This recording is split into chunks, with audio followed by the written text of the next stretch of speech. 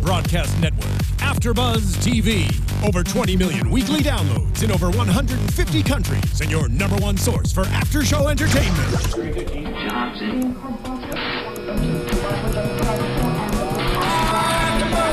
AfterBuzz TV, the destination for TV superfans. Producing aftershows for over 300 of your favorite TV shows. Interviewing celebrities and showrunners. And bringing you behind-the-scenes exclusives. All thanks to E! Entertainment's Maria Menounos, producer Kevin Undergaro, and internet leader Akamai. Now, let the buzz begin! Hey guys, welcome to a little other edition of Red Sox Wrap 360, our rudderless weekly discussion of all things Red Sox. How you guys doing? Bobby DeMuro slumming with us today. How's it going, man? Just filling in, man. I'm a National League guy, so don't. You are. Start letting your pitchers hit. I'll pay attention. But for 1 week, I can be here. I can join you. Oh man, I love that. I love that when you come slumming AL style. And joining us tonight in the Die Hard chair, Mat Dann. How you doing, Matt? Hey guys, thanks for having me. Really appreciate it. Oh, absolutely. I'm always slumming AL. Oh yes. The AL East. That's where I live. That's it, man. We're diehards to the Bo Sox. That's why we do this. You know, you just do it because you're a baseball professional. That's true. But listen, man, what's it like in the basement? How do you guys feel? Oof. Is it damp down there? Has Mom made macaroni and cheese? What's she cooking? Honestly, not used to it. Being a Red Sox fan, you're used to being on a roller coaster. But this season, I think a lot of people had high expectations due to the powerful offense, which has been a little lackluster. But I kind of saw it rolling into the season. The pitching really had very little depth, and we didn't have that guy. And I don't think we had that number 2 guy. Yeah, I mean that was the whole knock on the team going into the season is no one is the ace, and Buchholz has those T-shirts made up like I'm the ace and gave it to everybody and all that stuff. And he was actually pitching. He looked good. He looked good. He looked real good. Like he was earning that T-shirt. I mean, he was before he got hurt the other day. His last 4 starts going into that, he was like 4-0 with a .87 ERA. So he was starting to pitch like that. The thing with Buchholz to me is, he's just not that vocal guy, and I want that in my stud number 1 starter. You want that bravado. I want that bravado. So I'm fine. I don't think the Red Sox are a World Series team with Clay Buchholz as an ace. I think they are if he's the number 2. You don't think that a guy with cornrows has enough bravado? Are you getting him confused with Bronson Arroyo? I think he is. Buchholz has done it too. Oh boy, I think everybody's kind of is rocking the mullet hawk. Yeah, right they now. are hard. I think Robbie Ross Jr. kind of brought that over from Texas. Yeah. And it's not a good look. No, it's not. I mean, guys, I'm not listen, one. Guys with long hair and beards, looks terrible. Whoa. Wow. No, seriously. That hits close. Listen, here's what I'm interested in about the Red Sox, though, is you guys, the AL East is one of the divisions with the most parity, right? The best team is I don't know if numbers-wise, there's probably a division that's closer, but the best team and the worst team are not far apart in the Yankees and Red Sox. I don't believe, and I think you guys don't either, that the Red Sox are going to win the division at the end of the year. I don't see them getting hot. But you're in a division that it was kind of up for grabs April 1st. I mean, it's better than being in the NL West. I honestly didn't feel that way. Wow. I see where you're coming from. But it was the lack of starting pitching that really bothered me entering this season. And I had high expectations for Wade Miley, and then a couple of weeks ago you saw him blow up on a skipper, and it's like something that Red Sox championship teams seem to possess, even if they weren't the best team on paper, was chemistry. And when something like that happen, you know that there's a lack of that.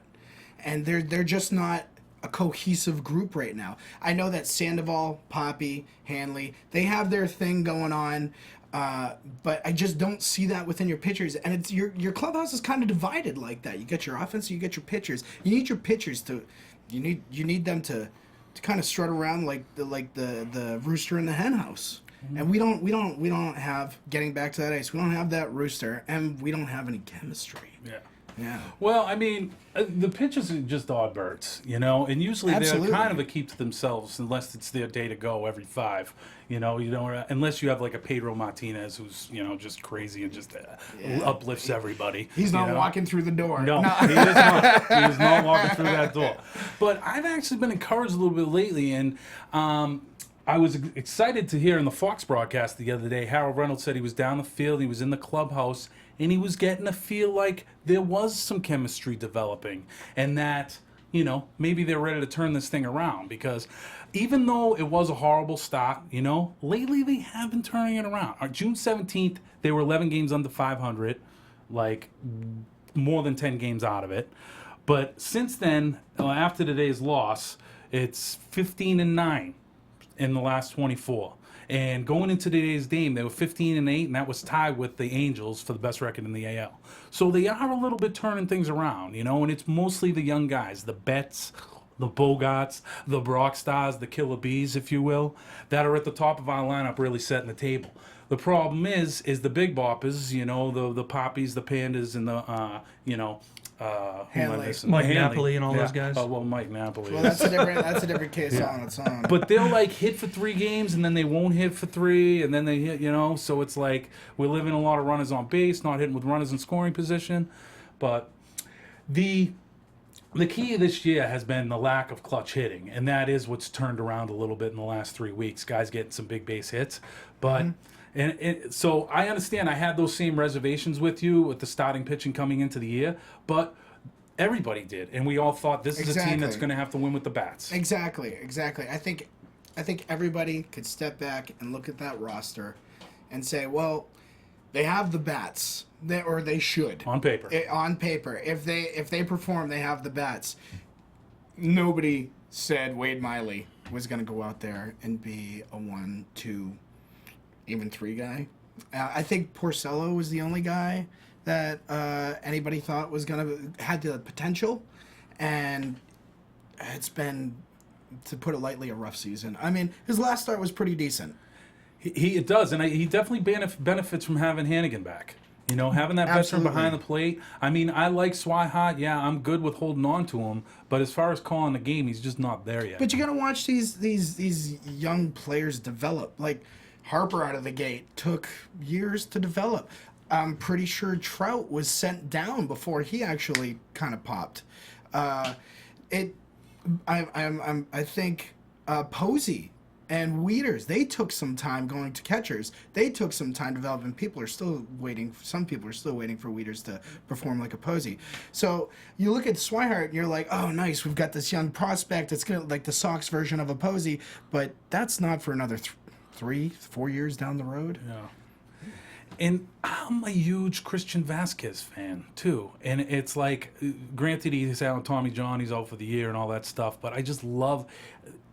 catches that place where you go defense first, you know, and the intangibles opposed to bat, you know, and up the middle. That's what they say. That's why when years ago they ended up getting rid of Iglesias and keeping Bogarts, I was like, I don't know. Shortstop's a position you want to err on the side of, you know, going with. They said he couldn't hit Iglesias. They said if he hits 250 in the majors, that'll be good. His glove will be good enough. Well, guess what? The dude's hitting like 320s in the All-Star game. Sure.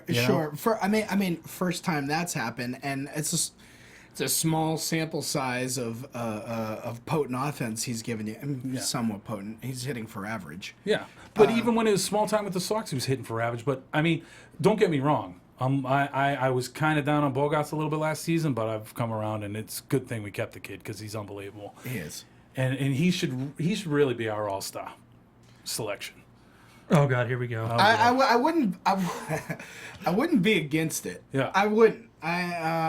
That being said, Brock he's the Brock star, right, babe? He is. I love it. Does every team need a representative? Can we end this already? The NBA doesn't do it. Nah, I think you do. I actually would prefer if the NBA did. I really do like every team having at least one representative. I want to overhaul the whole system. I hate the reps. I hate the fan voting. I hate the final vote. I'm done with all that stuff. If you're going to make the game count, if you're going to actually make the game count for the World Series, get the players and the managers and the coaches to put the best players on the field. And if the best players on the field doesn't include a Red Sox or an Astro or a White Sox or a Rocky, too bad. I agree with 90% of that. Yeah. I really do. I think I think the Kansas City fans really made us take a look at this in a different light than we ever had to before. But this has happened. This happened in the 50s. The Reds did this in the 50s, stuff in ballot boxes. This is not new. They've been doing this for 50 years. I mean, we're just talking about the 50s. Yeah, It's new to us. For sure. You know what I But mean?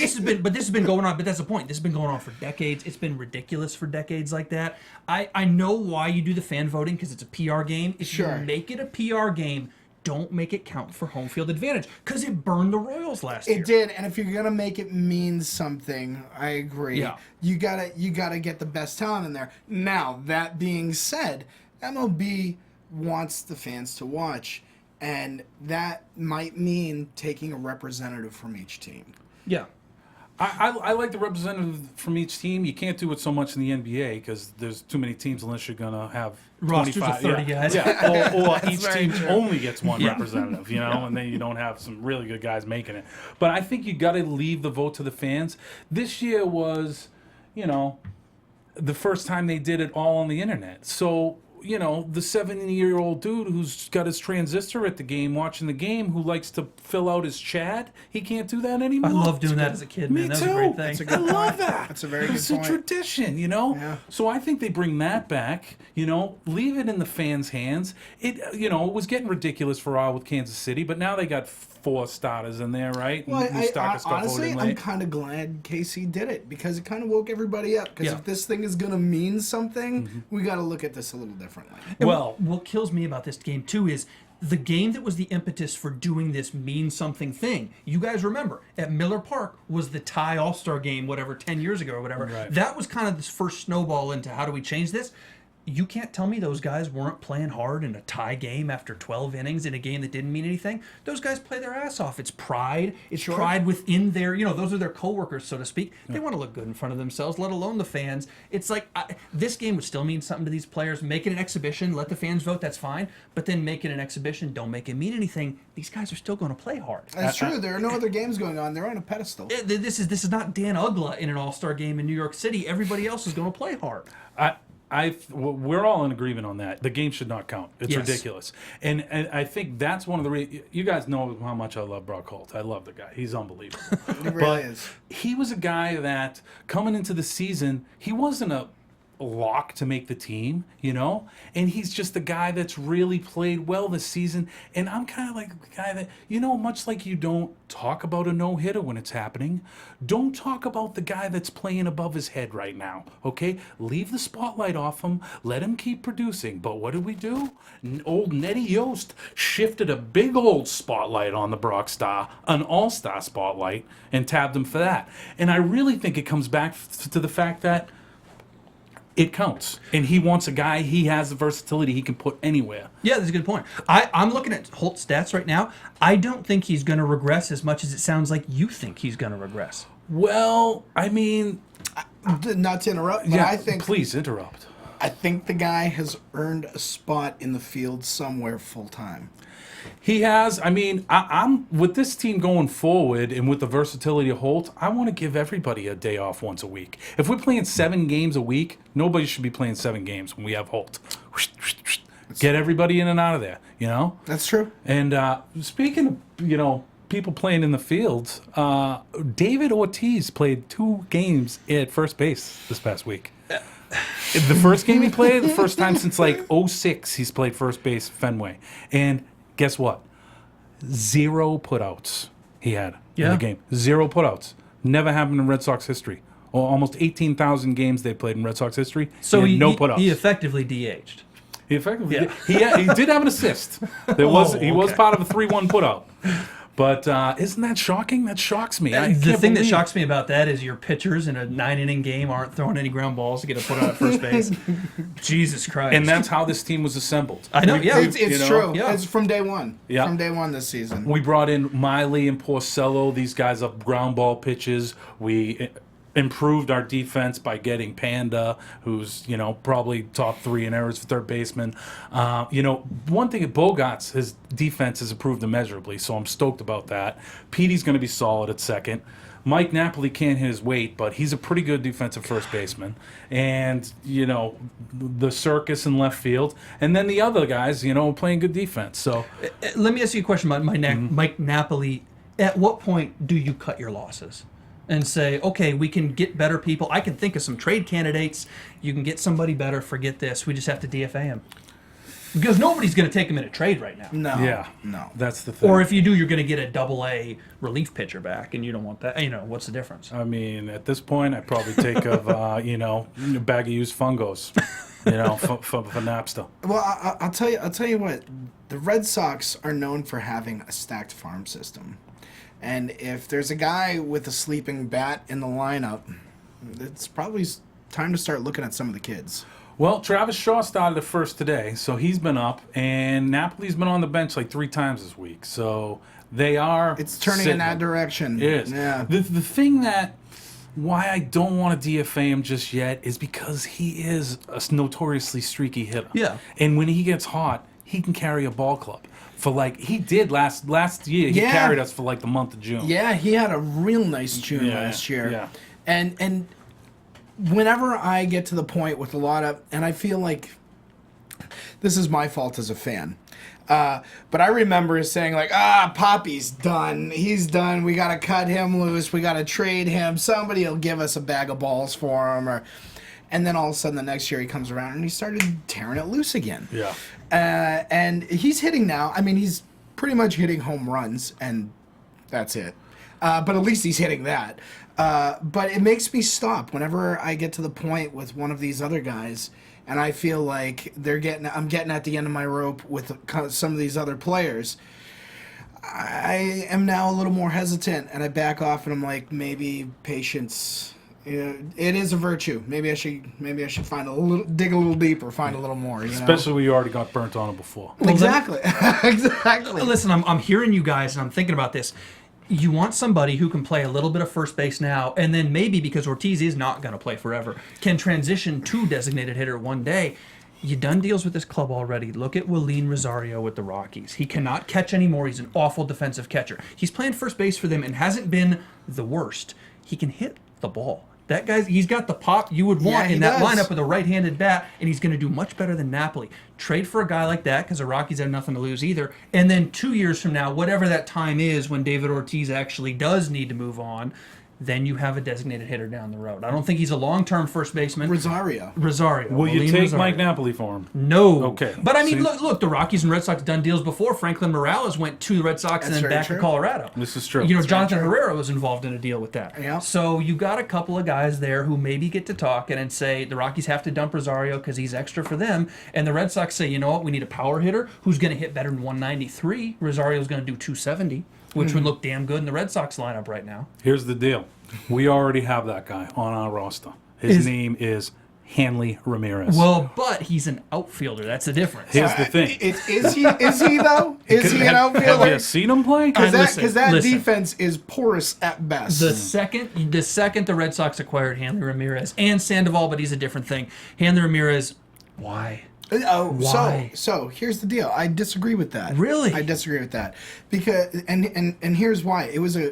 This is what kind of turned me around on that. It was a conversation that Hanley had with Puig, and he told Puig, he's like, you need to change your approach in the clubhouse. He's like, I remember I approached baseball the same way you did, kind of flying by the seat of my pants. And I played many years with a lot of my teammates. Even if I had the ability, my teammates hated me. And it really kind of changed my game. And that told me that Hanley he learned from the School of Hard Knocks. And I want a guy like that in my clubhouse. Somebody who maybe in his younger years, and he was a Sock, we traded him to the Marlins for that Beckett-Lowell deal. Yeah. And which worked out just fine. Mm-hmm. And I missed him when he was gone. I was like, I wish we had him. And we have him now, and he is wise. And I like having that guy in my clubhouse. And I think he's the type of player that with all of this potential in your farm system and you're calling these kids up, he can kind of set them on the straight and narrow because he's been there. It's like, you know, the preacher's like, do you want to hear from the guy who's never had a drop, or do you want to hear from the guy who's tasted the bottle? You know what I mean? Like, he's walked on the other side of the line. Hearing that about Hanley Ramirez, Dodgers Shocking. fans, Marlins fans are rolling over in their graves about this. Hanley Ramirez gives up on teams at the end of the year. I hate to say it, but look at his track record. Mat Dann, he's got his ear to the grindstone. I'll tell you what, man. I got my ear to that rail, and the locomotive's coming, and it's saying Hanley. It's going to run your head over. That is amazing, because I was going to come to Hanley's defense, too. Not because he's a good clubhouse presence, though. I think he's changed his He's changed his tune a little bit, I'd say, but the dude still is on second base last week or 2 weeks ago, and he doesn't know how many outs there are. You know, so it's not like he's instantly become, you know, Pedroia or Brock Holt, which I would hope the young people go and follow them before Hanley.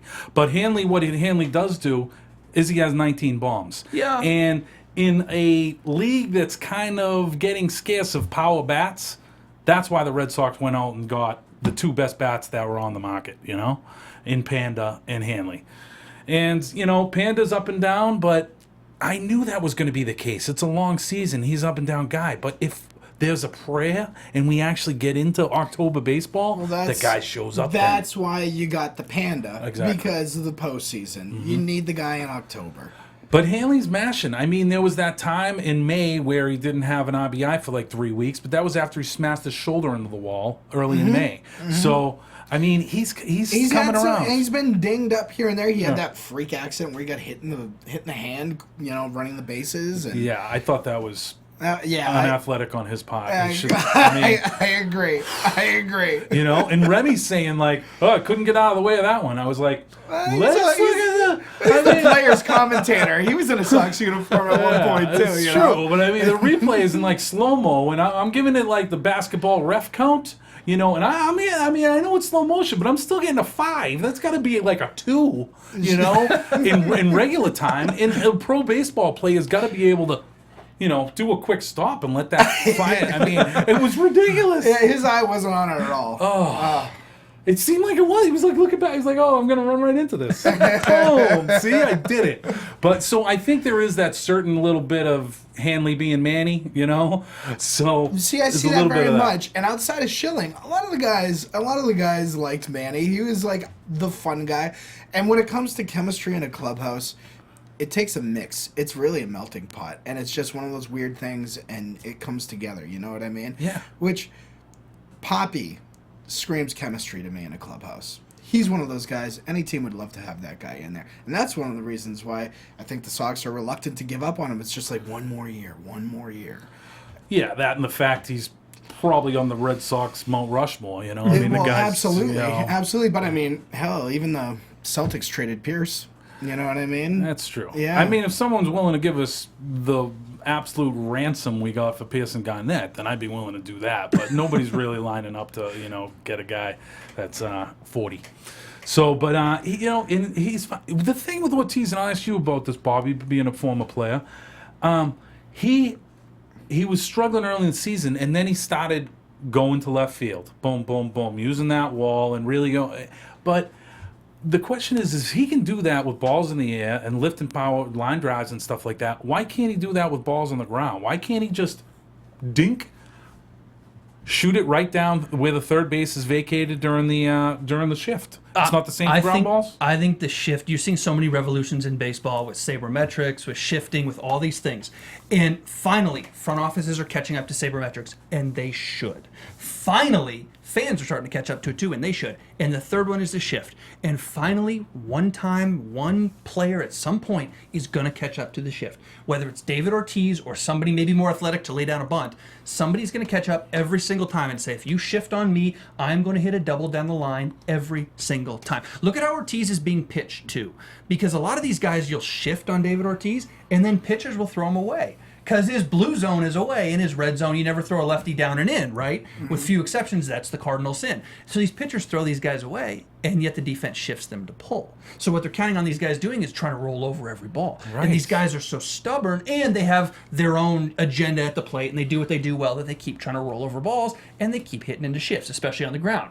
If you can go away from the shift, and maybe Ortiz is at a point in his career where he says, you know what I do, and I'm going to put my best out, and if it hits into the shift, it'll work out for me, and it has. He's not doing horribly this year, but these younger guys, I think, need to learn this and say, if they're going to shift on me, I need to learn to go the other way again and again and again, like somebody like Jay Bruce does in Cincinnati. I need to go the other way again and again and again until it's so ridiculous, you'll stop shifting on me. And then when I have you back in your original position, I get you right where I want you because I go back to my strengths. Right? Absolutely. And now, how hard is that for a power hitter to start hitting it down there? I think it's real hard, but it's the old Pete Rose thing. Pete Rose used to say, people say, how are you so good, before he started gambling on baseball?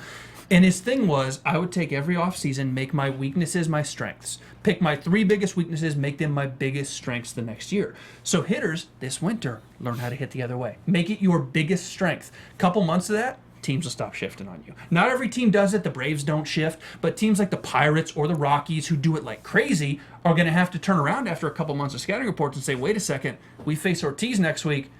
We can't shift on him.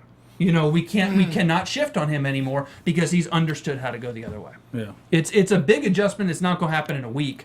But somebody as good as David Ortiz, you think he'd pick it up pretty quickly because he knows how to handle the bat. And these younger guys, give him a year to do it and harp on the adjustments and take the hitting coach and take your bench coaches and say, guys, go the other way. Yeah. Hit the ball where it's being pitched. Because I understand you got the power to hit it out. You can go and get a ball in the outside corner and hit it 450 feet. Once a week, and that's great and that's impressive, but what about the other 25 at-bats? Right. You got to do something there. Yeah, I hear. I mean, I'm not holding my breath that Poppy's ever going to be able to turn that around. I mean, I'm fine with him being a 230, 240 hitter now rather than a 280 hitter, as long as he can, get the counting stats and, still 25 to 30 bombs, close to 100 ribbies. Look at him. 231, his on-base percentage is 326. For a guy who's hitting 230, if you can get on base 33% of the time, you'd love it a little more. In his heyday, he was damn near above 400, which is insane. Mm-hmm. Sure, but if you're a 40-year-old guy... Exactly. If you're 40 and you're getting on base 33% of the time, the Red Sox have a lot more problems than David Ortiz. That's very true. And it brings us right back to starting pitching. Well, now, so how do you guys think, with the deadline coming up, that they should be sellers, buyers? Are they one ace away from, being a World Series contender? Is Cole Hamels going to put them over the top? They're an ace in 2 years. But that doesn't mean you don't go get the ace right now. No. Johnny Cueto, Cole Hamels, that doesn't mean you don't go get those guys. I can't believe Papelbon's in the mix in the bullpen, but I think the Red Sox need to do things besides the bullpen. You'd never go get Papelbon just because he's available in Philadelphia. The name to me that's really interesting is James Shields. The Padres are going to blow this thing up because they've tanked here at the end before the All-Star break. I expect the Padres to sell a lot of guys, Craig Kimbrell included, both Uptons included. I don't think the Red Sox would do that. Even after their offseason where they just went crazy. I think they're going to blow it up because A.J. Preller is certifiably insane. Mm-hmm. I think they're going to blow it up. James Shields is rumored to be on the market, but if you're smart, and Preller is smart, you never say never about any player anywhere. If you get the right offer, you get the right offer. And depending on what the Red Sox could offer in the farm system or with, Brock Holt's a speculation, but if the Red Sox have a few good infielders, the Padres need a damn infielder or two. And if you can put a Bogarts or a Holt in a deal for somebody like a James Shields, I know it's a lot, but depending on what other players are in that deal. So I'm going to blindside you. If you're looking at making a deal for an arm, and I think the Red Sox are 2 arms out, and it's not gonna happen this season. It's not. Although I would love it to, and crazier things have happened. I think they need a 1-2 arm, 2 1s, even 2-2, something. They don't have any of that. I would trade Petey. I would, and a lot of people would come down on me for that one. But I would look at Pedroia, maybe packaging Ortiz, and now you're turning some heads because for a contender, Pedroia, and who's actually, I believe, before he got hurt, was having his best season to date. Definitely with power. And I think if you package that up with an aging Ortiz, who can still put the bat on the ball, I think you could get yourself at least one, maybe two pitchers, a pitcher and a relief guy. Something to set you up for the next season. Pedroia's not a blind side at all, and I'll tell you why. Look at the position he plays. That is not a premium position. You're talking about shortstops. It's hard to find a real good shortstop. The Red Sox may have whiffed on one with Iglesias, and they got another one in Bogarts. It's tough to find a good shortstop. It's easy to have a busted shortstop move to second base. And Pedroia's been phenomenal, but that's an easy guy to move. And if somebody, Padres, somebody is looking for middle infield offense, and you say, hey, wait a second, that's a real easy move to make. Fan-wise, culture-wise, tough guy to move. Paper-wise, it makes a lot of sense. It makes a lot of sense. It makes a lot of sense. And I know as soon as you start talking about that, the Boston fans are going to start flipping out. But this one here too. Yeah, I saw you bite your lip. Listen, if you start flipping out about trading Pedroia or Ortiz, in 2 years, you will be where the Philadelphia Phillies are now. Because they're stuck with Ryan Howard. They're stuck with Chase Utley, and he's having a good year. But they're stuck with these massive contracts, with these, generational players that they had that are Phillies forever. Well, guess what? Nobody wants Ryan Howard now. Yeah. Exactly. Nobody wants these guys. You held Cliff Lee too long. Now you can't trade him because he's injured again. So if you stick with these guys too long, and I know Ortiz, it's tough to move him because he's a Mount Rushmore guy. He's a historical guy. But sometimes Pedroia's not far off from that. Yeah. He's not far off from that. Yeah. Well, I mean, I love Petey, and they locked him up to that 7-year, $100 million deal a few years ago. So he's still got 4 or 5 years on that. I think he is coming back and playing well, and he's had issues with his wrist the past couple of years. Oh, he's looked awesome this season. And I think for the duration of his contract, the guy's going to be a good player. What is a contract exactly? Is it 7 for 100? I think it was 7 for 110. But see, Mike, that's why I think he has value. And I think if you throw an Ortiz on that, well, now you're talking about an ace. Well, here's the thing. It's the teams that are going to want to add guys like that are going to think they're that one guy away from going. And so they aren't going to be in the market to be losing aces. So if you want to get them and speculate on some young guys to get rid of that and just break it down and have us suck for a few years, I'm kind of with that. I mean, I think we can kind of make that happen with other guys and still live Petey for the rebuild and let kind of Poppy go off into the sunset. The thing with Poppy is they didn't have to do the Howard thing where they signed him to 5 years of $125 million deal. Mm-hmm. They've been giving him 1 year deals, and I think that finally they caved in and gave him a 1 with an option to a 2.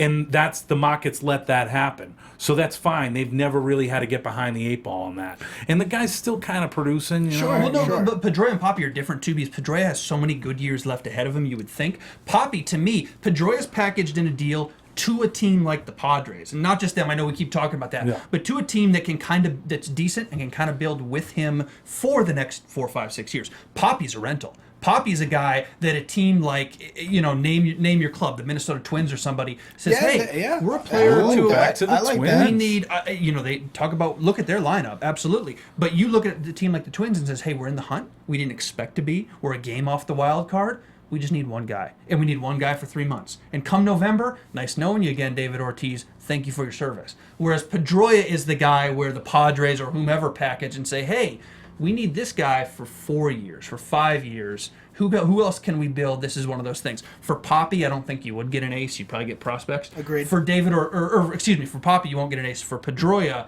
you can definitely get something more significant because that team, like the Padres, is further off. Yep. So they can say, we got a lot of pitching. We need an infielder. We'll give you good pitching. I don't think it's out of the question at all to see a Cole Hamels Pedroia deal go down. Well, as long as the Phillies do something with Chase Utley. Yeah. Exactly. And let's he's part of their Rushmore. Yeah. You know what I mean? So that's a tough move too. Yeah. So but for some reason, I don't know why, I see Cole Hamels in a Red Sox uniform. I think it could work. It's gonna take a ransom. Absolutely. But I think the Red Sox have the depth in their farm system to do it. I think they need to. And we're gonna see. They just called up this kid. Is it Brian Johnson? Yeah. And I've heard whispers of he's a Mark Burley type, strong pitcher, but more of a back rotation. which, hey, you need those guys.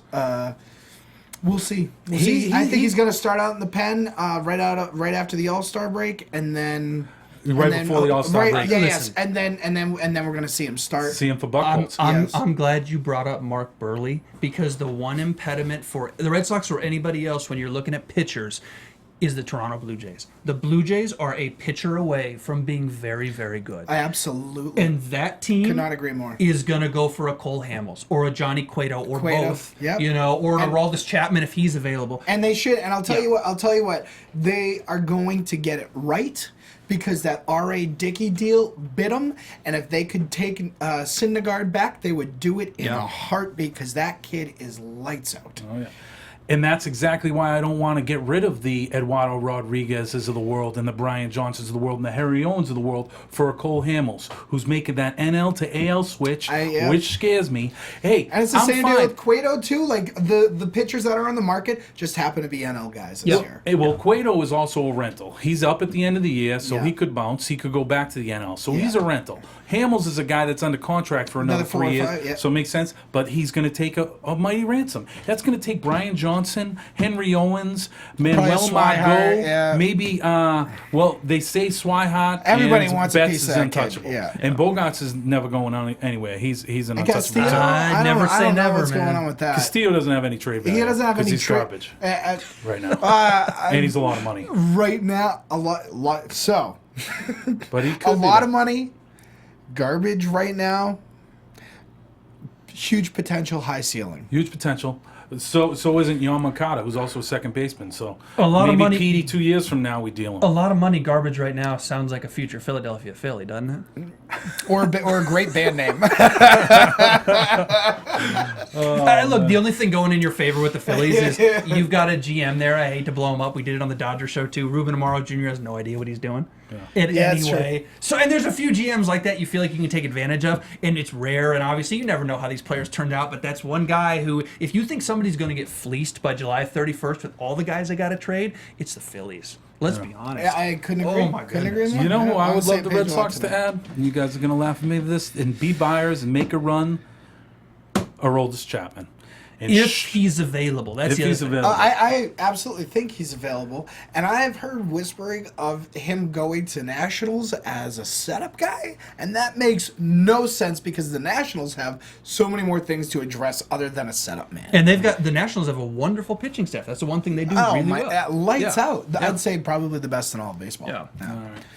Well, the All-Star games this week, that's going to be great. Home Run Derby, kind of excited for the new format. Maybe it'll keep it under 3 hours, that marathon. Mm-hmm. And then we got the Sox in Anaheim for a 4-game set next weekend. So, and next week we'll talk more about getting into some trades talk, because the deadline gets there. So do your homework. Good luck in Anaheim for 4 games coming fresh off an All-Star break. I know. Good luck. I feel like we're running into a buzzsaw, because Cole Calhoun is just looking lights out right now.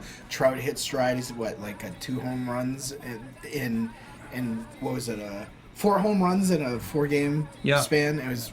Yeah, Pujols turned it on. Yeah. Hector Santiago was supposed to be nothing. Hector Santiago's an AL All-Star now. Yeah. Look out. Mm-hmm. They're playing good baseball right now, no question. But they don't have the pitching really either. So. No, but you should have caught this team 2 months ago when they didn't score runs. You catch them now. It's going to be tough. Hopefully the break slows them down a little bit. Yeah. Bobby, where can we find you on Twitter? Twitter at Bobby DeMuro. Nice. How about you, Matt Dan? It's at Beast for Sale. Nice. And you can also, I've got a couple of comedy shows coming up. Yeah. Catch me at the Neon Venus this Friday night. It's a 9:15 show. I'm doing the Saturday night as well, and then the following week. Kill, man. Yeah. All right, guys. Thanks for joining us on Red Sox Rap 360. We'll see you next week. From executive producers Maria Menounos, Kevin Undergaro, Phil Svitek, and the entire AfterBuzz TV staff, we would like to thank you for listening to the AfterBuzz TV network. To watch or listen to other after shows and post comments or questions, be sure to visit AfterBuzzTV.com. I'm Sir Richard Wentworth, and this has been a presentation of AfterBuzz TV. The views expressed herein are those of the hosts only and do not necessarily reflect the views of AfterBuzz TV or its owners or principals.